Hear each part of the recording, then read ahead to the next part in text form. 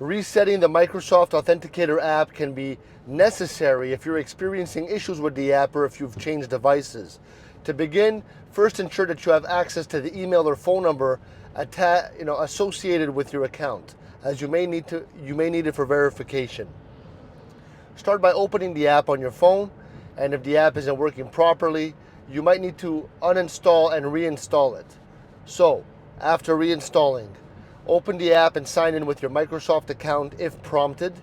And if you've already backed up your accounts to the cloud, you can restore them by signing in with the same Microsoft account. So this is going to bring back all your linked accounts and their settings. If you're unable to restore your accounts or have no backup, you're going to need to manually reconfigure each service. To do this, go to the security settings of each service, such as the Microsoft account, Google, etc., and follow the prompts to set up the two-factor authentication again. This typically involves scanning a QR code from the service's website with the Authenticator app.